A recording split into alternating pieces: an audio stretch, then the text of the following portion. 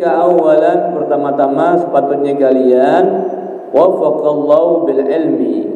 Mudah-mudahan Allah berikan kepada kalian ilmu yang bermanfaat. Fa innahu al-ghadbu wa 'alaihi al-madar. Karena ilmu itu adalah pondasi dan itu adalah asal mula daripada yang lainnya.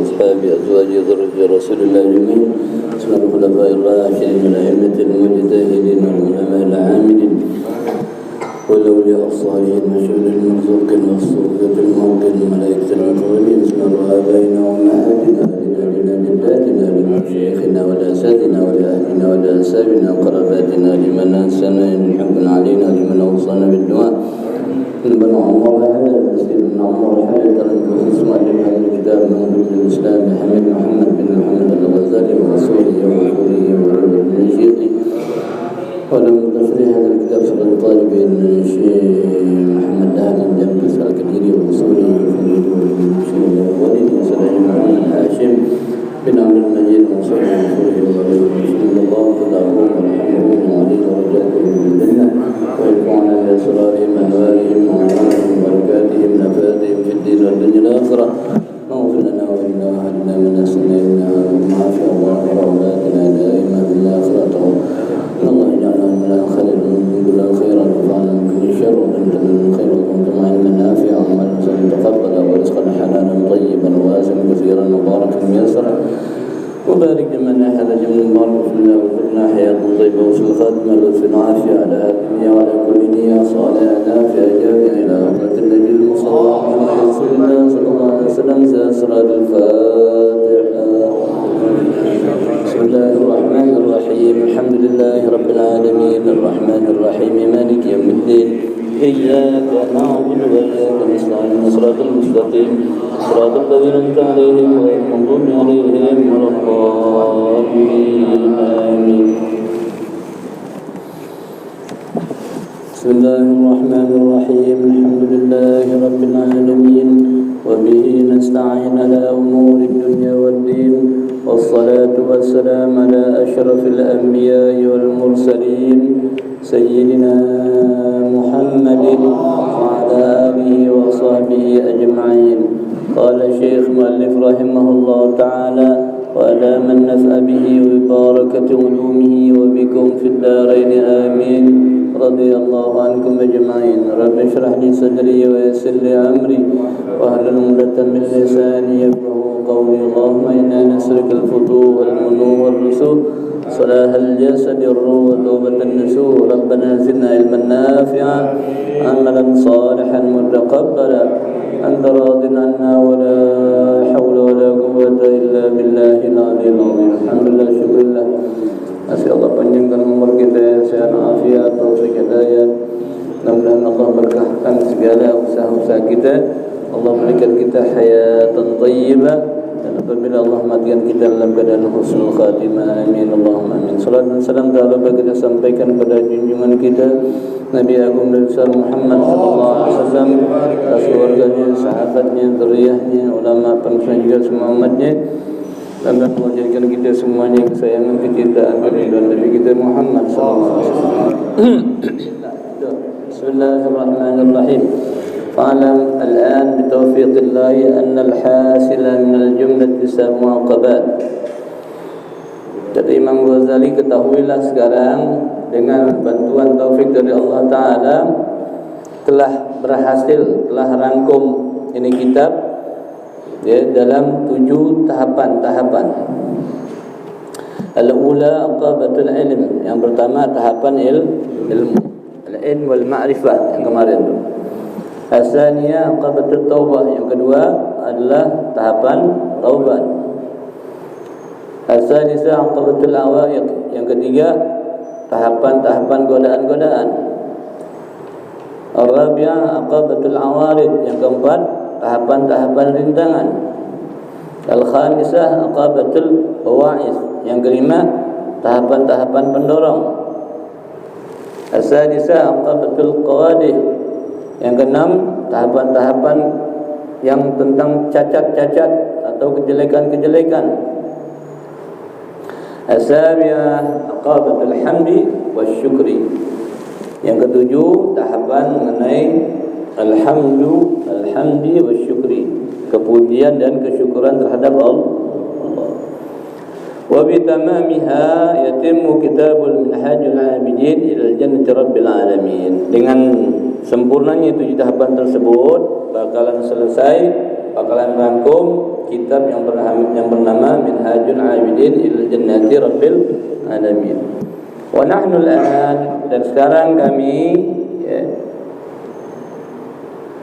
natatabba'u hadhihi al-aqabat bi syarhi mujazil lafzi. Kami sekarang ni setelah ini bakalan menerangkan akibat-akibat tersebut yang 7 tahapan-tahapan yang 7 tadi, yaitu daripada ilmu, ma'rifah, taubat, rintangan-rintangan dan sebagainya, dengan simple, dengan mudah, dengan gampang disyarahin kan. Setiap tahapan dijadiin judul. Nanti setiap judul diterangin secara simple. Mustamilin 'ala an-nukatil maqsudati min hadhihi syan. Yang dalam isinya itu bakalan mengandung tentang maksud-maksud yang akan dituju dalam bab-bab tersebut. Misalnya tahapan ilmu gimana pembahasannya diterangkan dengan jelas namun ringkas. Kullu minhuma fi babin munfaridin insyaallah azza wa jalla. Setiap tahapan tersebut, aqabat-aqabat tersebut diterangkan per bab insyaallah taala. Wallahu subhanahu wa ta'ala taufiq wa tasdid mimman wala haula wala quwwata illa billahil. Allah taala yang maha suci, dialah pemberi segala taufik, hidayat, dan dia dengan pemberiannya kepada segala makhluknya, wala haula wala quwwata, dan enggak ada daya upaya kecuali milik Allah Subhanahu wa taala yang maha tinggi lagi maha agung. Paham ya? Yang kita baca kemagumannya doang, sekarang kita baru masuk kepada isinya. Al-aqabatul ula wa hiya aqabatul ilm. Nah, keterangannya judul pertama, tahapan pertama yaitu tahapan pertama yang itu mengenai tahapan ilmu. Fa aqulu wa billahi taufiq, maka aku mulai dengan pertolongan Allah yang memberi taufik dan hidayat. Ya talibal khalas wal ibadah alayka awalan, wahai orang-orang yang nuntut khalas. Khalas artinya keselamatan, bersih, kebersihan, selamat. Wal ibadah, yang ingin beribadah pada Allah. Alayka fa innahu al-ghadbu wa alayhi al-madad. Karena ilmu itu adalah pondasi, dan itu adalah asal mula daripada yang lainnya. Ilmu pondasi. Kalau rumah ada pondasinya, kalau bangunan harus ada pondasinya. Dan itu adalah usul suatu yang lain daripada yang lainnya. Artinya kalau suatu tanpa ilmu enggak bakalan diterima, enggak bakalan terlaksana. Ibadah kita apapun tanpa ilmu enggak bakalan jadi, enggak bakalan diterima. Wa'lam anna al-ilma wal ibadah jawharani li ajlihima kana kullu ma tara wa tasma'u min tasnifil musannifin. Wa'lam, ketahuilah, anna al-ilma wal ibadah, sungguhnya ilmu dan ibadah. Ada ilmu, ada ibadah, ada ilmu, ada amal. Jawharani adalah dua permata. Li ajlihima kana kullu ma tara, karena dengan adanya keduanya, atau dengan maksud keduanya, ilmu dan ibadah. Ilmu dan ibadah. Kullu ma tara, apa yang kau lihat, intinya ilmu dan ibadah. Wa tasma'u, dan apa yang kalian dengar, min tasnifil musannifin, dari berbagai yang disifatkan, apakah itu alam yang Allah sifatkan makhluk ini, alam gini-gini, kita dengar, kita lihat, maupun apa yang ditulis oleh pengarang begini-gini, kita lihat, kita pelajari. Wa ta'limil muallimin, maupun yang dipelajari oleh orang yang belajar, daripada guru-gurunya, dari musannif-musannif kitab. Wa'zil wa'idin, maupun yang diberikan oleh orang pemberi mau'izah. ada da'i Allah ngajarin kita begini gini. Jadi ilmu ada yang dapat dari alam langsung, ada yang dapat dari muallim yang ngajarin, dan dapat dari kita, ada yang dapat dari da'i, orang dakwah. Wa nadhirin maupun orang-orang peneliti, ya, orang-orang yang ya menganalisa keadaan sekitarnya, kan dari pendengaran maupun penglihatan, dari telinga mereka maupun mata mereka, tempat masuknya. Bali adrihima, bahkan karena keduanya, karena ilmu dan ibadat. Ya, jadi isinya tazkirah, isinya mau'izah, isinya pelajaran dari guru, dari pengarang kitab, dari dai, adalah ilmu dan intinya itu doang. Ceramah, gini. Ceramah apa juga, intinya ilmu dan ibadah. Bahkan bal li ajlihima unzilatil kutub wa ursilatir rusul, karena keduanya, dengan maksud keduanya ilmu dan ibadah, Allah turunkan kitab-kitabnya, dari mulai Taurat, Zabur, Injil dan Al-Quranul Karim. Bahkan Allah kirim rasul-rasulnya dari mulai Nabi Allah Adam alaihissalam sampai Nabi kita Muhammad sallallahu alaihi wasallam, semata-mata untuk menyampaikan dua, ilmu dan ibadah. Paham enggak? Jadi intinya ilmu dan ibadah. Bal li ajrihima khuliqatis samawati wal ard, bahkan ya, karena keduanya nih Allah pengen kasih nih ilmu dan ibadah. Khuliqatis samawati wal ard, diciptakan langit dan bumi, wa ma fihinna, dan apa-apa yang ada dalam keduanya, minal khalq, dari berbagai macam makhluk yang ada di bumi, manusia, binatangnya, gunung-gunungnya, pohonannya, yang ada di langit, para malaikatnya, ya, belum udara-udaranya, belum di antara keduanya ada awan, macam-macam. Semua makhluk Allah ciptakan antara bumi dan langit, semata-mata tujuannya ilmu dan ibadah. Ilmu kita tahu siapa penciptaan Allah, oh hebat banget dia begini nih, oh jalan begini nih, teratur banget kasih Allah. Oh kita tahu bagaimana tuh, dengan sifat-sifat Allah yang pemurah, yang karim, yang kuasa, kita tahu. Ibadah gimana? Allah ciptakan semuanya karena untuk oh malaikat di langit beribadah, bertasbih, yang ruku-ruku, yang tasbih. Di bumi begitu juga manual Allah, yang ada gunung-gunungnya, batu-batu, tasbih kepada Allah.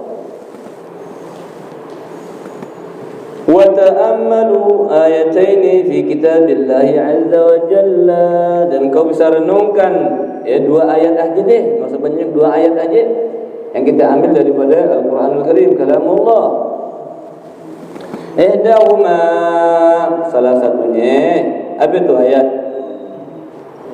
Qauluhu jalla dzikruhu, berfirman Allah Ta'ala dalam Al-Quranul Karim, Allahul ladzi khalaqa sab'a samawati wa minal ardi mislahunna yatanazzalul amru bainahunna lita'lamu anna Allaha ala kulli syai'in qadir wa anna Allaha qad ahata bi kulli syai'in ilma.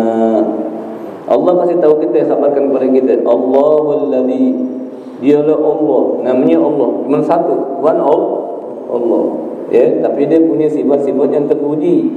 Makanya Allah dapat dipanggil dengan asmaul husnanya, ya, wallahu alladzi la ilaha illa huwa alimul ghaib, macam-macam, ya, alim ghaib. Allah alladzi khalaqa sab'a samawat, Allah khaliq, dialah menciptakan sab'a samawat, 7 lapis langit ke atas. Langit ada berapa? 7 lapis, kayak kue lapis gitu. Wa min al-ardi mislahunna, begitu juga bumi. Kita ngeliat bumi satu, tapi kalau kata mislahunna ada 7 di dalamnya bumi itu, 7 lapisan. Ilmu mantik gitu tuh. Ya, kita lihat bumi benar tuh, yang lain bukan bumi, ada planet bukan bumi. Ada kata-kata mislahunna, kok mislahunna berarti ke dalam. Buminya satu, tapi bagiannya lapisannya tidak dalam 7. Paham enggak? Bedanya melangit, kalau langit disebut samawat, jamak, ya. Tapi kalau bumi satu, tapi di satu bumi itu ada terbagi 7 bagian. Sebagaimana langit 7 bagian, 7 tingkatan, bumi begitu juga. Cuman bumi ke dalam, jadi kelihatannya satu. Bentuknya singular tuh, satu deh. Tapi mislahunna, seperti langit begitu juga. Ya, keduanya Allah ciptakan. Ya. Keduanya khalaqa, Allah ciptakan. Cuma atu-atunya itu langit dan bumi. Ya, enggak ada langit bumi yang lain, enggak ada deh. Enggak ada contohnya, enggak ada. Enggak kayak bahan deh. Allah cipta enggak kayak bahan. Ya, enggak ada sababnya, enggak ada kalau Allah cipta ya. Tapi kalau makhluk pakai bahan, pakai urutan waktunya, begitu. Ada contohnya, enggak satu dua doang, itu makhluk gitu. Yatanazzal amru bainahun, di antara keduanya ikut aturan Allah. Ya. Di antara urusan keduanya ikut aturan Allah. Semuanya Allah yang ngatur. Hati kejadian jatuhnya daun dari pohonnya Allah yang ngatur. Jangan kan meninggalnya seseorang. Semut aja jalan Allah yang ngatur. Allah yang ngatur. Allah. Kalau kita enggak percaya gitu ya. Kadang-kadang kita wah ini gara-gara begini kan. Kalau hakikatnya Allah yang ngatur deh. Ya Allah. Covid-19 Allah yang ngatur. Ya. Habis berisik dikejar-kejar Allah yang ngatur deh. Hakikatnya begitu. Teman kita kan enggak disuruh ketahui hakikat, kita disuruh syariat. Kita usaha, doa, gitu aja. Lita'lamu anna Allah, tujuannya lita'lamu, ilmu jadinya. Lita'lamu tujuannya agar kalian tahu anna Allah ala kulli syai'in. Tujuannya ilmu agar kalian tahu nih manusia, anna Allah ala kulli syai'in qadir. Allah sangat maha kuasa atas segala sesuatu. Allah berkuasa atas semuanya. Ya. Tujuannya untuk lita'lamu, engkau tahu, engkau jadi yakin yang kuasa siapa? Allah. Tujuannya lita'lamu, ilmu itu yang pertama. Paham enggak? Lita'lamu, segitu banyaknya ciptaan Allah dari langit dan bumi, tujuannya lita'lamu. Lo tahu dulu, lo kenal dulu siapa penciptanya? Allah. Paham enggak? Itu tingginya ilmu. Ciptain semuanya tujuannya lita'lamu. Dia enggak paham, kadang-kadang baca aja. Lita'lamu anna Allah ala kulli syai'in qadir. Oh, tujuannya ilmu. Engkau yakin Allah maha kuasa atas segala. Kan kelihatannya sepele nih. Kira kita baca, oh iya ilmu. Benar-benar lantaran ilmu Allah pengen sebarkan ilmu agar kita tahu siapa Allah. Wa anna Allah qad ahata bi kulli syai'in, dan ilmunya Allah menyeliputi segala sesuatu. Enggak ada yang lolos daripada ilmu Allah. Kuasa Allah aja enggak lolos kepada ilmu Allah. Kan kita baca Allah la ilaha illa huwal hayyul la ta'khudhuhu sinatun wa la nawm lahu ma fis samawati wa fil ardi man dhal ladzi yashfa'u 'indahu illa ya'lamu ma baina aydihim wa ma khalfahum wa la yuhituna bi syai'in min ilmihi illa Allah. Kita baca ayat kursi lewat kuburan masih takut. Malam Jumat bangun WC takut. La ilaha illallah. Berarti kita enggak tahu tujuannya tu. Lita'lamu annallaha ala kulli syai'in. Biar lo kenal Allah, biar tahu Allah. Siapa yang cipta, siapa yang cipta alam semesta, siapa yang berkuasa, siapa yang punya kehendak, biar lo tahu Allah. Wa annallaha qad ahata bi kulli syai'in ilma. Dan sungguhnya ilmu Allah meliputi segala sesuatu, apapun itu. Ya. Wa kafa bi hadhil ayah dalilan ala syarafil ilmi la siyama ilmu tauhid. Cukuplah ini satu ayat mengkhabarkan kepada kita, memberitahu kepada kita begitu pentingnya ilmu, khususnya yang dimaksud dalam ayat tersebut ilmu tauhid. Allah. Enggak ada sesuatu kecuali Allah. Makhluk enggak ada sebenarnya, ada Allah. Kita enggak ada. Awalnya enggak ada, Allah cipta jadi ada, nanti enggak ada lagi. Yang selalu ada, yang dulu sekarang akan datang, selalu ada itu Allah. Allah ada di situ. Itu namanya ilmu tahu. Al-thaniyah, ayat kedua, qauluhu jalla min qail, berfirman Allah Ta'ala dalam firman-Nya di Al-Quranul Karim, wa ma khalaqtul jinna wal insa illa liya'budun. Tidaklah aku ciptakan jin dan manusia illa kecuali tujuannya agar beribadah kepada Allah. Yang pertama, ta'lamu annallaha, kenal dengan Allah. Yang kedua, ibadah. Jadi ilmu ibadah, enggak usah dipisahin. Ya, ilmu dan jadi akhlak lebih utama dari ilmu. Iya, kalau orang udah punya ilmu, udah ngamalin, jaga dengan akhlaknya baru utama. Akhlak doang nggak mau ngaji, mana punya akhlak orang mau ngaji? Udah akhlaknya cakep tapi nggak mau ngaji, mana tahu akhlaknya cakep kalau nggak ngaji, paham nggak? Kalau akhlak lebih utama daripada itu omongan ulama. Ustaz-ustaz, ulama-ulama, jaga akhlak nih, jangan nyakitin orang, jangan sembarangan, jangan sok. Tapi buat kita orang awam, ilmu lebih utama, lebih dahulu daripada gimana urusannya gitu ya? Belum punya ilmu, mau nganggap akhlak lebih akhlak lebih tinggi, mahal lebih tinggi daripada ilmu. Buat apa yang punya ilmu kalau punya akhlak? Mana orang punya akhlak kalau punya ilmu? Ya, akhlak adalah ilmu dan ibadah yang sempurna, namanya akhlak. Jadi kalau orang punya akhlak berarti dia punya ilmu, bukannya nggak perlu ilmu, bukan. Wa ma khalaqtul jinna wal insa illa liya'budun. Tidaklah aku ciptakan, kata Allah, jin dan manusia kecuali tujuannya apa? Ibadah. Wa kafa bi hadhihi al-ayah dalilan ala sarfil ibadah wa luzumil iqbal 'alaiha. Cukup dengan satu ayat ini, ya, pentingnya, agungnya ibadah, ya, dan kewajiban kita untuk melaksananya. Fa'azim bi amrayni huma al-maqsudu min khalqid darain. Yes. Maka agungkanlah, anggaplah ini besar dengan dua perkara, ilmu dan ibadah. Dan ini adalah maksud daripada tujuan kita hidup di dunia maupun di akhirat. Paham ya? Ilmu dan dapat ibadah. Ngaji, ibadah, ngaji, amal, gitu aja udah. Ya. Fa'aqal al-'abd alla yashtaghila illa bihima. Dan hendaknya bagi seorang hamba, kita semuanya hamba Allah, tidaklah sibuk dalam kehidupan dunia kecuali mencari dua, ilmu dan ibadah. Wala yata'aba illa lahuma. Janganlah engkau merasa kerja keras sampai capek kecuali untuk keduanya, ilmu dan ibadah. Wala yanzura illa bihima. Dan tidaklah memusatkan perhatian kita, fokus kita kecuali ilmu dan mencari duit karena ibadah. Nafkah karena Allah, saya bilang nafkah, mencari nafkah buat dirinya, keluarga karena Allah, fisabilillah, ibadah namanya. Wa'lam annama siwahuma min umuri batil la khaira fi. Tahuilah, selain daripada ilmu dan ibadah di atas dunia itu batil. Ya, enggak ada gunanya sama sekali, enggak ada kebaikan sama sekali. Walaqul la hasil lahu, dan sia-sia, enggak ada hasilnya sama sekali.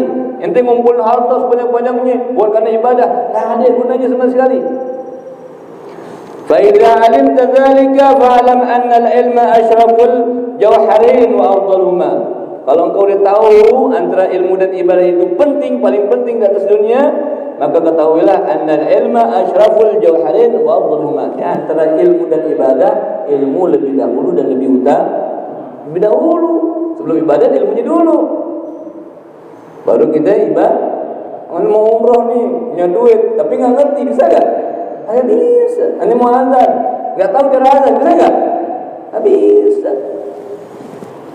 Walidzalika qala an-nabiy sallallahu alaihi wasallam, karena itu bersabda Nabi kita Muhammad sallallahu alaihi wasallam, inna fadla al-'alimi 'ala al-'abid ka fadli 'ala adna rajulin min ummati. Ya Allah. Ya. Sungguhnya keutamaan seorang alim di antara umatku, 'alal 'abid, orang alim di antara orang abid. Ada orang alim tapi beribadah, ada lagi 'abid enggak mau ngaji. Kafadli 'ala adna rajulin min ummati, seperti keutamaan aku, kata Nabi. Nabi yang bandingin seperti aku dengan umatku yang paling bawah, katanya. Ya Allah. Makanya ilmu lebih utama. Oh, wali. Dia jadi wali punya ilmunya. Ulama wali derajatnya beda-beda, paham nggak? Wali. Ente tahu ilmu dari siapa? Dari wali, dari ulama? Hah? Tahu ilmu dari mana? Wali atau ulama? Wali. Wali kali banyak.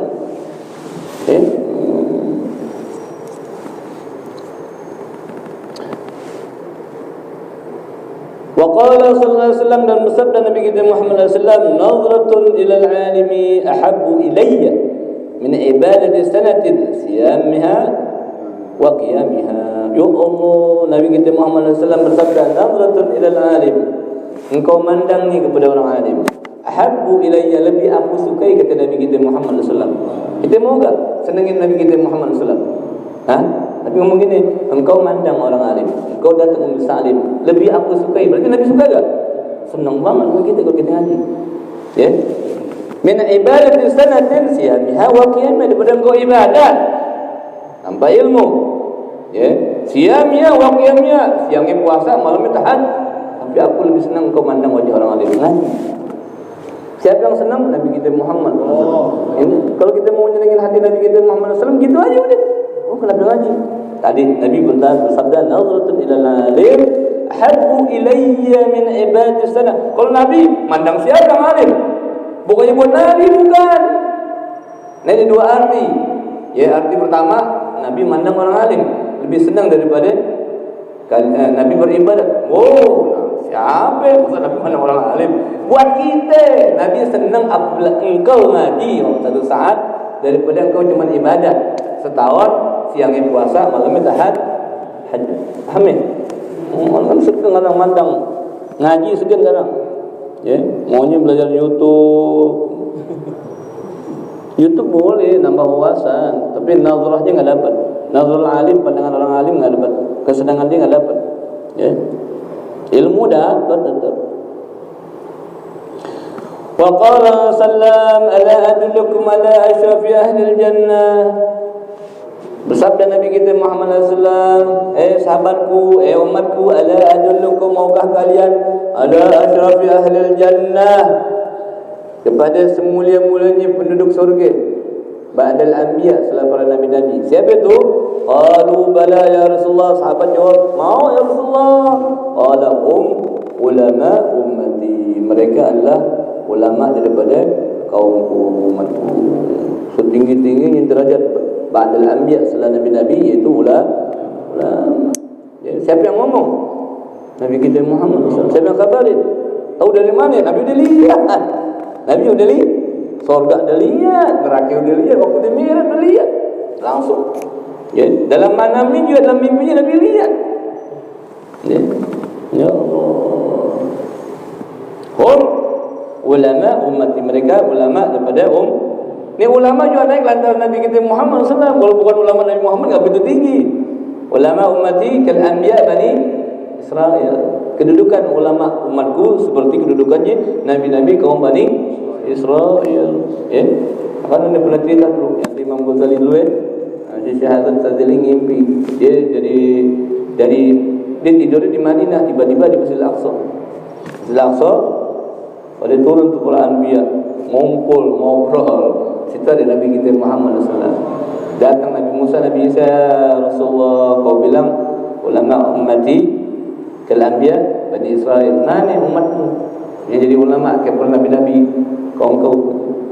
Panggil Muhammad bin Muhammad al-Ghazali datang. Tanya Nabi Musa, siapa yang kau? Muhammad bin Muhammad al-Ghazali. Kurang ajar kata dia. Kau panggil nama, sebut namanya, laqabmu, nama bapakmu, hakimmu. Ya Rasulullah, gimana jawab? Jawab. Engkau juga Allah tanya apa yang ada di tanganmu, kau jawab ini tempat, buat ini, buat itu, buat itu. Kamu lebih kurang ajar kepada Allah daripada aku kepada kamu. Tadi kaget. Nanya lagi ada Musa, enggak cukup deh. Enggak bisa, enggak. Dia waliyul halu. Itu ngipinnya Sidi Syekh Hasan Sadili rahimahullah tentang al-Imam Hujjatul Islam Bil Hamid Muhammad bin Muhammad al-Ghazali. Makanya ada kemiripan antara kitab Fadliliyah dengan apa yang ada kitab Ihya. Okay. Sepertinya kitab Ihya itu pangkal dari thariqah yang ada. Al-Qadiriyah, Al-Syadziliyah, Al-Hadadiyah, Al-Haddad, baca juga. Okay. Dalam kitab Ihya, ilmu secara ringkas dibagi kepada dua. Pertama ilmu muamalah, yang kedua ilmu mukasyafah. Ilmu muamalah apa? Ilmu juga bisa diamalin, muamalah. Ilmu mukasyafah apa? Ilmu terbuka di sesuatu tapi bukan buat diamalin. Yang di kitab Ihya cuma ada ilmu muamalah. Ini ilmu muamalah kitab Ihya menuju mukasyafah. Lu pusing kan ini? Ini ngomong pusing kan ini? Ini ilmu secara garis global ada dua, muamalah, mukasyafah. Tujuan akhir memang mukhasyafah. Ya, bukan muamalah. Muamalah apa? Ilmu kita pelajarin, kita amalin. Paham enggak? Dan itu terbagi kepada 4 bagian. Pertama, ya, ilmu yang berhubungan dengan zahir, lahiriah, fisik kita. Ya, kesehatan kita, misalnya apa kita, bagian luar nih. Dibagi kepada 2, ada ilmu ibadah, ada lagi adat. Ibadat tuh misal kita nuntut ilmu solat, puasa, haji, itu ibadat nih. Lagi ada urusan manusia. Jadi cara bergaul gimana, nikah gimana, paham enggak? Berdagang gimana, sejarah. Itu ilmu zahir. Kedua, urusan hati. Masih muamalah, tapi urusan hati dibagi 2, urusan hati. Apa itu? Pertama, membersihkan hati dari sifat mazmumah. Hasad, dengki, iri, ujub, dibersihin dulu, dikorek. Apa sih itu yang sifat-sifat jelek itu? Batasannya kayak gimana sih? Ya, celakanya gimana sih orang punya sifat gitu? Gimana cara ngobatinya sih? Apa hasilnya orang yang udah bersih sifat itu? Diterangin dalam 10 bab. Masing-masing 10 bab. Yang kedua, bagian kedua adalah tentang sifat-sifat yang terpuji. Syukur, minnah, sabar, khauf, ya Allah. Udah bersih nih hati, udah suci daripada kotoran, nggak ada lagi yang jadi cemar-cemar hati, jadi penyakit hati, baru dituangin. Udah bersih tuh gelas, baru tuangin susu. Udah nggak ada olinya lagi, udah nggak ada catnya lagi, baru tuangin susu. Kan gitu kan?